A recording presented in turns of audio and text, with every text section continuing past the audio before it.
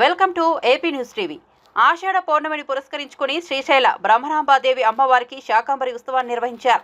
ఇందుకోసం అవసరమైన సుమారు 4000 కేజీలకు పైగా వివిధ రకాల ఆకుకూరలు, కూరగాయలను, వివిధ రకాల ఫలాలను రప్పించారు.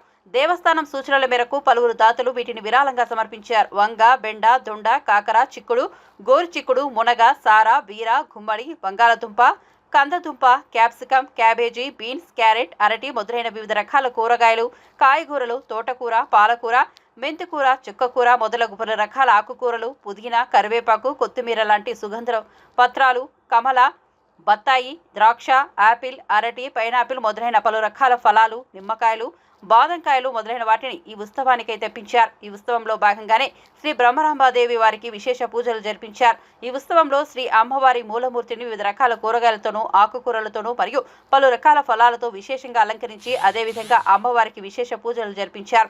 దేవాలయ ప్రాంగణాన్ని కూడా పలు రకాల ఆకుకూరలు, కూరగాయలతో అలంకరించారు.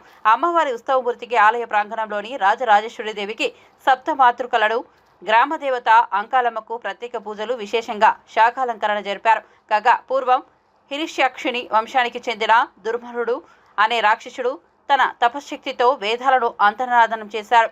దాంతో యజ్ఞయాగాదులు నిలిచిపోయాయి. ఈ కారణంగా కరువు కాటకాలతో తీవ్ర క్షామం ఏర్పడింది. అప్పుడు మహర్షులందరూ ఆది పరాశక్తిని గురించి తపస్సు చేశారు. ఆ తపస్సునకు పరాశక్తి ప్రసన్నురాలై లోకరక్షణ కోసం దుర్మముడిని సంహరించి వేదాలను రక్షించి వైదిక కర్మలను పునరుద్ధరింపజేసింది.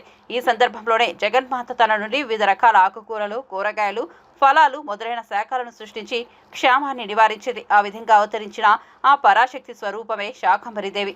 ఆ కారణంగానే ఆషాఢ పౌర్ణమి రోజున అమ్మవారిని శాఖలతో అలంకరించి ఆర్చించే సాంప్రదాయం ఏర్పడిందని పంతులు చెబుతున్నారు.